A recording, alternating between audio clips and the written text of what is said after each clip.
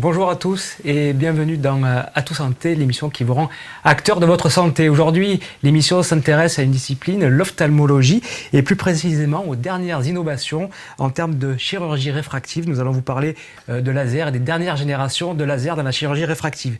Nous aborderons dans un second temps les consultations aidées au cabinet d'ophtalmologie pour aider la désertification médicale et ainsi qu'à la démocratisation de consultations et de la télémédecine. Pour nous aider sur ce sujet et sur ce plateau, j'ai le plaisir d'accueillir nos invités, le docteur Alexandre Philipponnet. Bonjour. Bonjour. Vous êtes ophtalmologue, ça tombe bien, président de la Société française de téléophtalmologie. Bonjour. Le docteur Christophe Batman. Bonjour. Bonjour, donc vous êtes chirurgien ophtalmologue également. Monsieur Belkacem Asli, responsable du plateau de chirurgie réfractive à la clinique Saint-Michel. Bonjour, tout à fait. Bonjour. Et puis je finis par vous, désolé, c'est Madame Laure Trinquet. Vous êtes directrice pédagogique de l'école d'orthoptistes. C'est ça. Bonjour. C'est ça. Bonjour. Donc bienvenue à tous. Nous allons donc parler de ces nouvelles techniques. Et avant de voir le reportage, j'aimerais m'adresser à vous pour que vous nous expliquiez un petit peu quelles sont les dernières innovations en termes de chirurgie réfractive. Et tout d'abord, qu'est-ce que la chirurgie réfractive ? En fait, la chirurgie réfractive, c'est une chirurgie qui consiste à corriger tout ce qui est lunettes. Donc ça va corriger l'hypermétropie, la myopie, l'astigmatisme, la presbytie.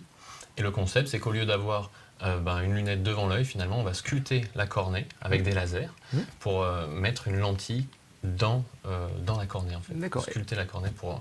voilà. Et quelles sont les pathologies qu'on peut traiter grâce à ça ? Tout ce qui fait qu'on porte des lunettes, quasiment. Donc myopie, hypermétropie, astigmatisme et presbytie. Donc vous nous annoncez la fin des lunettes ? Presque.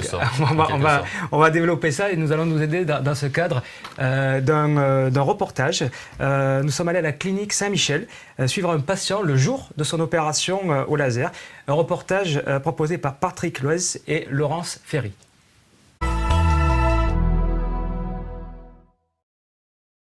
Je m'appelle Cédric, j'ai 36 ans et en fait je suis myope depuis à peu près l'âge de 12 ans. Alors au quotidien, je suis quand même limité par rapport à mes problèmes de vue, surtout dans ma pratique professionnelle où je fais énormément de sport. Et c'est surtout ma voisine qui s'est fait opérer et qui m'a dit que ça a changé vraiment son quotidien et que ça allait être vraiment un confort. Je n'ai aucune appréhension pour l'intervention qui, je pense, va très bien se passer. Alors nous avons la grande chance d'avoir pu obtenir ce laser. C'est une combinaison sur la même plateforme de deux lasers. Le laser excimer, qui est un laser qui va enlever de la matière, c'est-à-dire qui va sculpter la cornée, qui est la vitre qui est devant l'œil. Et la deuxième plateforme, qui est un laser femtoseconde, qui lui va être un laser qui va découper. Le SMILE se déroule en deux parties. La première partie, c'est la découpe, c'est-à-dire que le laser femtoseconde va calculer en fonction du défaut de vision du patient, précisément et très précisément, la quantité de tissu à retirer de la cornée pour corriger tout son défaut de vision, toute sa myopie et tout son astigmatisme. Et l'originalité, c'est qu'on voit ce qu'on enlève, contrairement aux autres chirurgies réfractives qui jusqu'à présent, en fait, consistaient en une vaporisation de la matière grâce à un laser. Ce lenticule que l'on va pouvoir enlever, c'est la deuxième partie. Sous microscope, nous avons à retirer le petit lenticule qui correspond en fait exactement au défaut de vision du patient. L'énorme avantage de cette technologie SMILE, c'est que l'on va réduire l'incision à une incision de 2,9 à 3 mm, c'est-à-dire une toute petite incision. On va respecter ainsi toute la surface de l'œil et toutes les racines nerveuses. Et en respectant toutes ces racines nerveuses, on va avoir une meilleure récupération au point de vue hydratation de la cornée. L'autre avantage également est celui de la solidité, car comme on a une incision de 2,9 à 3 mm, les risques post-opératoires sont minimes. La vision du patient immédiatement après le bloc opératoire est floue. Mais l'avantage du SMILE, c'est tout de même l'amélioration des suites post-opératoires, car dès ce soir, ça ira beaucoup mieux, il ne sentira plus son œil, la vision sera nettement meilleure, mais ce que l'on dit surtout, c'est que le lendemain matin, la vision sera suffisamment bonne pour faire ce qu'il veut. Par prudence, ne pas conduire le lendemain, mais dès le surlendemain, c'est possible et la vision est très rapidement bonne. Vous vous sentez comment ? Ah non, ça va très bien. Pas de douleur, rien, je vais très bien. Nous avons appris beaucoup de choses donc, sur ce reportage. Je me tourne vers vous, Monsieur Asli, vous êtes le responsable de cette clinique.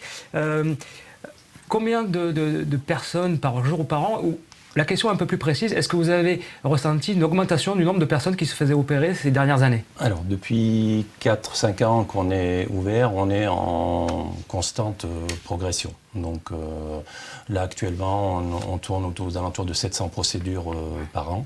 Donc, on opère quasiment tous les jours. Alors, c'est vrai que ce n'est pas les grands centres, je dirais, parisiens, mais on a un centre qui est sympa. Et comment vous expliquez cette augmentation? Les gens ça commence maintenant à rassurer les patients. Il y a une demande, on l'a vu, sportive. Qu'est-ce qui fait qu'il y a une augmentation?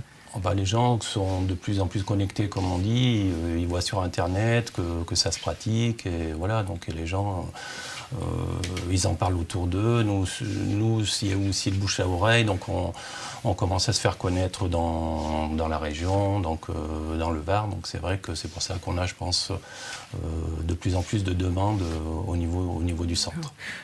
Docteur Batman, on revient un petit peu à la médecine. On a vu les avantages du Smile. On a vu ce patient. Globalement, ça prend combien de temps de son entrée à sa sortie? Il reste combien de temps à la clinique? Le patient va rester 20 minutes chez nous, 20-25 minutes. Le temps laser est extrêmement court, il dure 25 secondes, pendant lequel toute la découpe est réalisée. Ensuite, c'est beaucoup de préparation, de précaution, mais voilà, le temps à peu près 20 minutes. D'accord.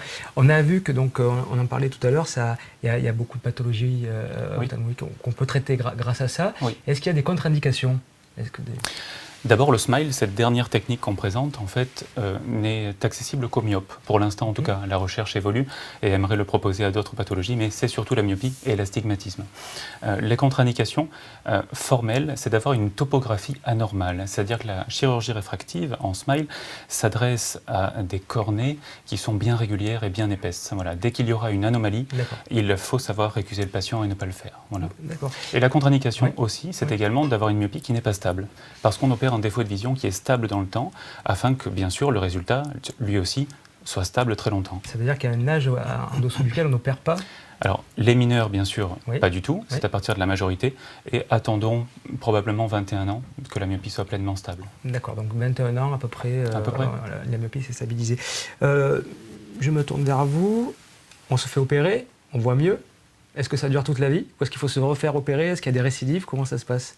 Alors normalement, ça va mieux toute la vie. Il n'y a pas de récidive et les résultats sont stables dans le temps. Si les précautions ont été prises en préopératoire suffisamment, il n'y a aucun souci là-dessus. D'accord. Et est-ce que on peut avoir, suite au traitement, une sous-correction, c'est-à-dire qu'il manque quelques dixièmes, et vous êtes amené à reprendre le patient après? C'est extrêmement rare. Les derniers lasers sont vraiment très fiables et très prédictibles, c'est-à-dire que la correction que l'on va rentrer dans la programmation laser est la correction attendue par le patient. Et c'est bien notre mission. Le patient vient nous voir, quel qu'il soit, qu'il veuille juste enlever des lunettes, enlever ses lentilles, qu'il ait un sport à faire, qu'il ait une activité professionnelle de sécurité où il nécessite une acuité visuelle sans correction bonne. Tous ces patients veulent qu'une chose, c'est qu'on corrige la vision, et donc la fiabilité de la technique est très importante. D'accord, donc on a vu dans le reportage que le patient rentre à la maison, vous avez lui donné des consignes de ne pas conduire. Oui. Quand est-ce qu'il peut reprendre une activité normale, à la fois sportive, professionnelle? C'est une chirurgie en externe, il est amené par quelqu'un qui le ramène chez lui, il n'y a pas d'hospitalisation. Il va commencer les gouttes au décours de son opération, ça va durer quelques jours, et puis on va se méfier bien sûr des bains, des douches, mais une activité sportive où il va pouvoir aller courir très rapidement après un Smile au bout de 3-4 jours par exemple. D'accord, très bien. Et il y a des colliers à mettre après, il y a un traitement à suivre, vous le revoyez j'imagine en consultation par la suite? Oui, il y a des colliers, c'est principalement des colliers antibiotiques, anti-inflammatoires, puis des lubrifiants pour aider un petit peu la cicatrisation et le confort de l'œil. Le suivi, je ne sais pas ce que tu fais, Christophe. Il y a un contrôle immédiat avant qu'il quitte le centre, un contrôle soit le soir même, soit le lendemain au cabinet, et puis après une quinzaine de jours plus tard. Monsieur Asli, il y a une question que tout le monde se pose, c'est combien ça coûte? Est-ce que c'est remboursé par la sécurité sociale? Alors, c'est pas remboursé par la sécurité sociale, ça reste quand même une chirurgie, je dirais, relativement chère. Il faut compter, suivant la technique utilisée, si on parle d'un Smile, il faut compter dans les 2500 €, je dirais, globalement, pour les deux yeux. C'est un investissement. 2500-2700 €, c'est un investissement. Sur l'avenir, sachant que, on est d'accord, il n'y a plus de lunettes par la suite. Ils vont économiser sur les lunettes ou sur les lentilles, et c'est vrai qu'en, je dirais, quelques années, ils ont amorti en 2-3 ans, ils ont amorti leur chirurgie. D'accord. Parlons de choses peut-être qui fâchent, parce que ça peut arriver comme dans tous les actes médicaux. Est-ce qu'il y a des échecs et est-ce qu'il y a des effets secondaires, des chirurgies qui ne marchent pas, et qu'est-ce qu'on fait? C'est ce que l'on aime proposer quand on propose le SMILE, c'est que l'on a réduit considérablement la taille d'incision. Et en réduisant cette taille d'incision, on diminue grandement le risque de complications.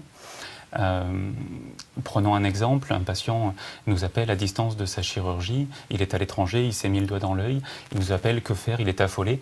Je regarde le dossier patient, franchement s'il a eu un SMILE, c'est très rassurant et ce sera probablement rien du tout. Donc les suites post-opératoires, une fois passée la phase de cicatrisation, qui dure à peu près un mois, le patient n'aura pas de contrainte. Il peut ouvrir les yeux sous l'eau, il peut mener une vie normale. D'accord. Et quelles sont les questions qui reviennent le plus par rapport aux patients qui viennent de se faire, ou qui veulent se faire opérer? Ils ont besoin, j'imagine, d'être rassurés parce qu'on touche à quelque chose. Les yeux, c'est toujours très inquiétant. C'est très inquiétant. Et donc, c'est vrai que... C'est surtout le stress du patient. Je crois que les patients ont peur. Ça, c'est surtout le gros stress de la majorité des patients. Et c'est vrai que nous, on essaye un petit peu de gérer, de leur apprendre à gérer ce stress pendant l'intervention. Donc c'est surtout ça, je pense, qui freine certains. Donc c'est cette peur un petit peu de toucher à l'œil, où il y en a qui disent ouais, mais est-ce que je risque pas de devenir aveugle, voilà, des choses un petit peu qui et donc nous on les rassure en leur disant vraiment que tous les examens qu'on fait avant, c'est pour que la chirurgie se passe dans les meilleures conditions possibles, quoi. D'accord, très bien. Écoutez, c'était très intéressant. Donc, on va passer à une deuxième partie. On sait que les cabinets d'ophtalmologie se font rares. En tout cas, les consultations mettent du temps à arriver. Et donc, on peut avoir quelques solutions pour accélérer un petit peu les consultations. Ces solutions sont la téléconsultation, on va en parler. Ça peut être aussi le couple orthoptiste et ophtalmologue. Et nous allons voir au travers d'un reportage ces solutions qui existent pour raccourcir les délais de consultation avec les ophtalmologues.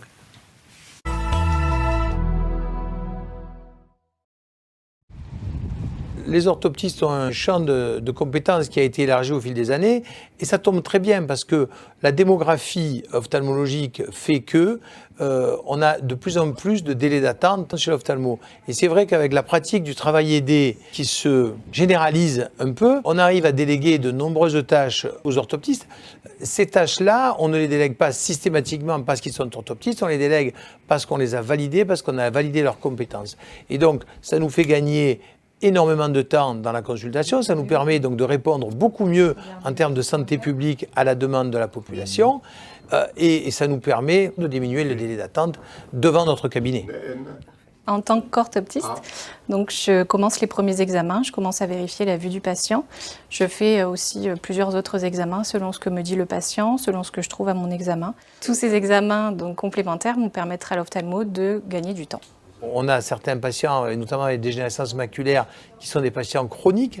Les glaucomes, ce sont des gens qu'on suit, qui reviennent et qui font enfler nos salles d'attente. Donc effectivement, la demande augmente et le nombre de médecins diminue. Toutes ces machines automatisées avec de l'intelligence artificielle balbutiante, mais qui est là, fait qu'on arrive quand même à concentrer certains examens qui sont des examens de haute importance dans les mains de nos orthoptistes. Et il y a un véritable couple entre l'orthoptiste et l'ophtalmo, un binôme. Et cette complémentarité n'a de sens que si elle a lieu au sein d'un même cabinet. Il nous faut une unité de lieu. Et c'est là d'ailleurs que les patients trouvent ce qu'ils viennent chercher. Avec cette solution que, personnellement, je pratique depuis 25 ans quand même, on réduit nos délais par 2, voire 2,5. Grâce à ce tandem, quand les choses sont bien rodées. Partout où on peut déléguer une tâche, si on a une pénurie de médecins, ce sera une bonne chose. Encore une fois, ces choses-là, il faut les faire dans la cohérence. Il faut que toutes les parties se retrouvent en harmonie. Et sinon, au lieu d'améliorer le système, on risque de le faire exploser. Suite à ce reportage, nous nous retrouvons sur notre plateau avec nos mêmes invités qui n'ont pas bougé. Donc, on discutait pour réduire les délais chez son praticien, deux solutions finalement. Ce qu'on appelle la consultation externalisée, la RNO, et la télémédecine. Alors, pouvez-vous nous expliquer exactement ce que ça veut dire RNO et comment se passe une consultation ? Alors, déjà, pour réduire les délais, effectivement, il y a améliorer l'efficience dans le cabinet. Donc ça, c'est le couple, effectivement, ophtalmo-orthoptiste. Oui. Et ensuite, il y a les consultations externalisées. RNO, c'est renouvellement optique. Ouais. C'est juste un des protocoles qui existent, en fait. D'accord. Les premiers protocoles qui ont été créés, ça a été créé pour la rétinopathie diabétique. Donc ça, c'était juste une photo du fond d'œil. Donc c'est des appareils spéciaux qui vont prendre en photo la rétine. Oui. Une fois que cette rétine est prise en photo, on peut la transmettre par Internet à un ophtalmo distant. Et ensuite, les examens se sont complexifiés à distance au fur et à mesure de la confiance en fait, qui a augmenté, puis de la confiance dans les instruments, dans les gens, dans tout le réseau. On a commencé à augmenter la complexité des consultations, donc à aboutir à des consultations de renouvellement de lunettes initialement, puis pourquoi pas aller un petit peu plus loin par la suite, avec d'autres examens qui viennent se greffer dessus. D'accord, donc on voit ce couple ophtalmo-orthoptiste. Je viens vers vous, Madame Trinquet. Pour nos téléspectateurs, pouvez-vous nous expliquer ce qu'est un orthoptiste ? Alors, un orthoptiste, c'est déjà une profession paramédicale, remboursée par la sécurité sociale. Il y a plusieurs aspects au métier d'orthoptiste. Bien évidemment, comme on l'a vu, le travail en collaboration entre les ophtalmos et les orthoptistes, où l'orthoptiste va réaliser tout un tas d'examens. Mais l'orthoptiste peut également réaliser des actes seul, en libéral, et il prendra en charge du bébé, du nourrisson jusqu'à la personne âgée. Donc dans le dépistage de toutes les anomalies visuelles, dans le suivi des strabismes et des enfants, par exemple, qui ne voient pas d'un œil, mais également dans tous les enfants qui ont des difficultés d'apprentissage, où on va parler de réadaptation pour essayer d'entraîner par des bilans neurovisuels et de la rééducation neurovisuelle, mais également la rééducation classique où on va entraîner les muscles des yeux, jusqu'à la prise en charge des patients quand l'ophtalmo n'a plus de possibilités dans la basse vision pour leur apprendre à retrouver de l'autonomie malgré... Et ce tandem orthoptiste-ophtalmo, concrètement, ça se fait en unité de lieu, il y a des centres où vous travaillez ensemble, où chacun est de son côté, mais vous communiquez, comment ça se passe ? Il y a plusieurs possibilités. Le vrai travail en collaboration, comme on l'entend dans les consultations classiques, c'est l'orthoptiste qui travaille dans le même endroit que l'ophtalmo, qui va recevoir le patient pour faire tout l'interrogatoire, les premiers examens, réaliser tous les examens dont l'ophtalmo aura besoin, voire même dilater le patient pour qu'il puisse réaliser le fond d'œil. Et l'ophtalmo verra ensuite le patient et pourra faire un diagnostic plus rapide. Ensuite, il y a la possibilité que l'orthoptiste voit seul le patient. Il va réaliser tous les mêmes examens, faire une photo du fond d'œil qui sera ensuite analysée à distance par le médecin. Et s'il n'y a pas d'anomalie, le patient repartira avec son ordonnance. Et s'il y a une anomalie dépistée, c'est l'ophtalmologiste qui prendra rapidement en charge le patient. Et ce modèle-là peut être réalisé dans le cabinet d'ophtalmologie ou dans un autre cabinet d'ophtalmologie ou dans un cabinet d'orthopsie qui travaille en collaboration à distance avec un ophtalmo. D'accord. Alors ce métier qui est peu connu finalement de la masse de la population, combien il y a d'élèves qui sortent par an en France ? Comment ça se passe ? Alors, à l'heure actuelle, il y a 14 formations d'orthoptistes en France. Nous, en Marseille, on en forme 30. Et cette année, on formera 485 orthoptistes. Donc, une 15e école va s'ouvrir l'année prochaine et le nombre d'orthoptistes formés tend à augmenter progressivement. Donc, une idée pour tous nos jeunes qui sont sur Parcoursup dans les mois prochains. Alors, ok, cette profession, comment vous la voyez évoluer ? Comment vous voyez l'évolution à la fois de votre profession et de ce binôme avec l'ophtalmologie ? C'est un métier dont le décret de compétence s'est vu vraiment développer ces dernières années et qui offre aussi la possibilité pour nous en tant qu'orthoptistes de faire plusieurs métiers à la fois. Parce qu'on va pouvoir travailler dans un premier temps, pourquoi pas avec un ophtalmologiste, et si on a envie de changer, on va pouvoir être en libéral. Prédire comment ça va évoluer, de plus en plus d'ophtalmos travaillent en collaboration avec les orthoptistes aujourd'hui dans cette double prise en charge, à la fois pour accorder plus de temps aux patients et libérer aussi nos ophtalmos dans une prise en charge pathologique. On en parlait, vous me disiez que c'est carrément indispensable maintenant, ce binôme. C'est un métier très demandé en ce moment. Ce travail en équipe est tout à fait souhaitable. On ne travaille plus comme nos aïeux, seuls dans un cabinet d'ophtalmo. Ce n'est plus possible. C'est vraiment du travail aidé, en collaboration, en équipe, puisque de plus en plus de patients nous sollicitent pour des choses tout à fait variées et on a besoin de cette pluridisciplinarité tous les jours. D'accord. Si on parle du côté télémédecine maintenant, déjà, il faut que vous nous expliquiez un petit peu, parce que télémédecine, dans la tête de nos téléspectateurs, je pense qu'en ophtalmologie, on a du mal un petit peu à évaluer ce que c'est. Pouvez-vous nous expliquer? En fait, la télémédecine en ophtalmo, il ne faut pas imaginer ça, faire ça de chez soi. On se déplace dans un centre dans lequel il n'y a pas d'ophtalmo dans le centre. Alors, il peut y en avoir ou pas y en avoir. Ça dépend un petit peu des structures. Mais quand il n'y a pas d'ophtalmo, il y a justement des orthoptistes qui viennent accueillir les patients, qui font des examens, un petit peu comme en consultation. Ils viennent imager l'œil, donc avec des photos du segment antérieur, du segment postérieur. Ils les transmettent par Internet, par des réseaux sécurisés, à un ophtalmologue qui regarde ça à distance et qui valide ou non les protocoles en fait, qui ont été mis en place. D'accord. Et il y a des limites, j'imagine. Quelles sont les limites à la technique? Bien sûr, il y a des limites. Les limites, c'est surtout les limites de l'exploration à distance. C'est-à-dire, quand on fait une photo du fond d'œil, il ne faut pas s'imaginer qu'on voit tout le fond d'œil. En fait, on voit un certain nombre de degrés du fond d'œil. Donc, il faut quand même prendre en compte qu'on ne voit pas tout avec une simple photo. Quand on prend une photo du fond d'œil, on ne voit pas l'avant de l'œil, etc. On ne peut pas faire tous les examens à distance pour l'instant.